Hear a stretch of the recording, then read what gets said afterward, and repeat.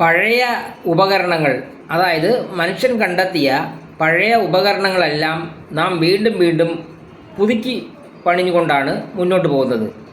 ഉദാഹരണത്തിന് radio, television, കമ്പ്യൂട്ടറുകൾ, ഇതെല്ലാം ഒരു 25 വർഷം മുമ്പുള്ളതല്ല ഇന്നുള്ളത്. എന്തിനേറെ പറയുന്നു, നാം ഉപയോഗിക്കുന്ന കണ്ണട, പഴയ കണ്ണടയല്ല ഇന്നത്തെ കണ്ണട. അന്നത്തത് മൂക്ക് കണ്ണടയായിരുന്നു, അതിന് കാലൊന്നുമില്ലായിരുന്നു. പിന്നീട് കാല് വന്നത് മാത്രമല്ല, അതിൻ്റെ ഗ്ലാസ്സിൽ, ലെൻസിൽ തന്നെ വ്യത്യാസം വന്നു. ഇപ്പോൾ കൃഷ്ണമണിയിൽ വയ്ക്കാവുന്ന ലെൻസ് തന്നെ ഉണ്ട്. അതുമാത്രമല്ല, ഫൈബർ ഗ്ലാസ്സുകൾ, താഴെ വീണാൽ പൊട്ടാത്ത ഗ്ലാസ്സുകളാണ് ഇന്ന് കണ്ണടയിൽ ഉപയോഗിക്കുന്നത്. ഇങ്ങനെ ഒട്ടനവധി മാറ്റങ്ങൾ വരുന്നെങ്കിലും നമ്മുടെ ഏറ്റവും വലിയ കണ്ടുപിടുത്തം, മനുഷ്യൻ്റെ ഏറ്റവും വലിയ കണ്ടുപിടുത്തമായ ഭാഷയിൽ ഈ മാറ്റങ്ങൾ വരുന്നില്ല.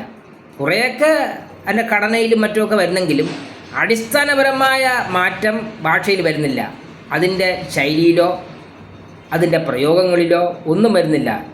ഇതിൻ്റെ പ്രശ്നം എന്താണെന്ന് വെച്ചാൽ, ഇത് നമ്മുടെ പഴയകാല പല വിശ്വാസങ്ങളെയും വീണ്ടും പുനർജീവിപ്പിക്കുന്നു എന്നുള്ളതാണ്. അതായത് നിലനിർത്തിക്കൊണ്ട് പോകുന്നു. യഥാർത്ഥത്തിൽ അതൊക്കെ മൺമറഞ്ഞു പോയ വിശ്വാസങ്ങളാണ്. ഒരു ഉദാഹരണം പറഞ്ഞാൽ, മരിച്ചു പോയി എന്നാണ് നാം പറയുന്നത് സാധാരണഗതിയിൽ. അത് പണ്ടും അങ്ങനെ തന്നെ, ഇന്നും അങ്ങനെ തന്നെ. മരിച്ചെവിടെയാണ് പോകുന്നത്? ഇതിൽ തെറ്റായ ഒരു വിശ്വാസം അടങ്ങിയിട്ടുണ്ട്. അതായത് മരിച്ച് മറ്റൊരു ലോകത്തിലേക്ക് പോകുന്നു. അതായത് പുനർജന്മം ഇതിൻ്റെ ധ്വനിയാണ്. ഇത് സൃഷ്ടിക്കുന്നതാണ്. പുനർജന്മമുണ്ട്, ഈ ജീവിതം കഴിഞ്ഞാൽ അടുത്തൊരു ജന്മമുണ്ട്, പിന്നെ അവിടെ സ്വർഗം, നരകം, ഇങ്ങനെയുള്ള ചിന്താഗതിയിലേക്ക് പോകുന്നതാണ് ഈ നാം നിസ്സാരമായി കാണുന്ന ഈ മരിച്ചു പോയി എന്ന് പറയുന്നത്. യഥാർത്ഥത്തിൽ മരിച്ചു, അത്രയേ ഉള്ളൂ. മരണം കഴിഞ്ഞാൽ പിന്നെ ഒന്നും അവശേഷിക്കുന്നില്ല. അയാൾ ഒരിടത്തും പോകുന്നില്ല, അല്ലെങ്കിൽ അവർ ഒരിടത്തും പോകുന്നില്ല. പക്ഷേ ഇത് പോകുന്നു എന്ന് ധ്വനിപ്പിക്കുന്നു എന്നുള്ളതാണ് ഭാഷയിലെ ഈ പ്രയോഗം വരുത്തുന്ന ദോഷകരമായ ഒരു വശം. മറ്റൊന്ന്, പ്രാർത്ഥന. നമുക്കറിയാം പ്രാർത്ഥന എന്താണെന്നുള്ളത്. അത് ആരാധനാലയങ്ങളുമായി ബന്ധപ്പെട്ടാണ് പ്രാർത്ഥന. യഥാർത്ഥത്തിൽ അതല്ല, പ്രത്യേക രൂപത്തിലുള്ള ഒരു അഭ്യർത്ഥന ആണ് ഈ പ്രാർത്ഥന എന്ന വാക്കിൻ്റെ അർത്ഥം. അതായത് ആ അർത്ഥം പലയിടങ്ങളിലും നമ്മൾ ഉപയോഗിക്കും ഈ പ്രാർത്ഥന. പക്ഷേ അതിനെ നമ്മൾ പ്രാർത്ഥന എന്ന് പറയുന്നില്ല എന്നേ ഉള്ളൂ.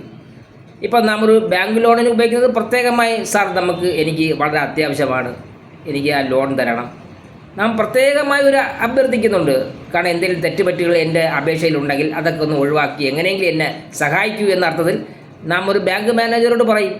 അതുപോലെ തന്നെ മറ്റു പല കേന്ദ്രങ്ങളിലും നാം നമ്മുടെ അത്യാവശ്യം പ്രത്യേകമായി തന്നെ പറയാറുണ്ട്, അല്ലെങ്കിൽ ആരെങ്കിലും കൊണ്ടു പറയിക്കുന്നുണ്ട്. ഇതെല്ലാം പ്രാർത്ഥനയാണ്. പക്ഷേ നമ്മുടെ ഭാഷയിൽ ഇന്നും പ്രാർത്ഥന എന്ന് പറയുന്നത് ദൈവത്തോട് പറയുന്ന ഒന്ന് മാത്രമാണ് പ്രാർത്ഥന എന്ന് പറയുന്നത്.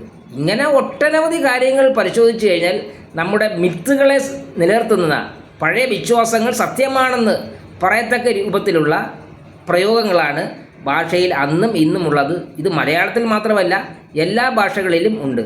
അടിസ്ഥാനപരമായി ഇത് മാറിയാലേ നമുക്ക് നമ്മുടെ തെറ്റായ അന്ധവിശ്വാസങ്ങളും മറ്റുമൊക്കെ മാറുകയുള്ളൂ. ഇത് മാത്രമല്ല, ഇപ്പോൾ ഹൃദയവേദന. ഞാൻ ഒരാളുടെ ദുഃഖം കണ്ട് എൻ്റെ ഹൃദയം പൊട്ടിപ്പോയി, അയാളുടെ വിഷമം കണ്ട്. യഥാർത്ഥത്തിൽ അവിടെ ഹൃദയമൊന്നും പൊട്ടുന്നില്ല, തലച്ചോറാണ് ഇത് നിഗമനത്തിലെത്തുന്നത്. ഒരാളുടെ ദാരിദ്ര്യം, ബുദ്ധിമുട്ട്, മറ്റ് പ്രശ്നങ്ങളൊക്കെ തലച്ചോറാണ് അതിൻ്റെ നിഗമനങ്ങളിൽ വരുന്നത്. അതിനെ അനലൈസ് ചെയ്യുന്നത് തലച്ചോറാണ്. അങ്ങനെയാണ് നമുക്ക് ദുഃഖവും വിഷമവും ഒക്കെ ഉണ്ടാകുന്നത്, അല്ല ഹൃദയമൊന്നുമല്ല. പക്ഷേ അതിൻ്റെ ഭാഗമായി നമ്മുടെ പ്രഷർ കൂടുകയും ഹൃദയത്തിലെ ഇടിപ്പ് കൂടുകയും അങ്ങനത്തെ പ്രശ്നങ്ങളുണ്ടാവും, BP കൂടുകയൊക്കെ ചെയ്യും. പക്ഷേ അടിസ്ഥാനപരമായ ദുഃഖവും വേദനയും വിഷമങ്ങളും ഒക്കെ മനസ്സിലാക്കുന്നത് തലച്ചോറിൻ്റെ അനലൈസിൽ കൂടിയാണ്. തലച്ചോറാണ് നമ്മുടെ പ്രധാനമായ അവയവം. പക്ഷെ അതെല്ലാം പോയിട്ട് ഹൃദയത്തിന് തലച്ചോറിനൊരു പങ്കുമില്ല. ഹൃദയം, അതുപോലെ തന്നെ കരൾ അലിയിക്കുന്ന കഥ എന്നൊക്കെ നാം പറയുന്നില്ലേ, അങ്ങനെ കരൾ അലിയുന്ന ഒരു കഥയുമില്ല. അതുപോലെ തന്നെ ഹൃദയഭേദകമായ ഒന്നും ഇവിടെ ഇല്ല. ഇതെല്ലാം തലച്ചോറാണ് നിയന്ത്രിക്കുന്നത്. തലച്ചോറിലുണ്ടാകുന്ന മാറ്റങ്ങളാണിതെല്ലാം.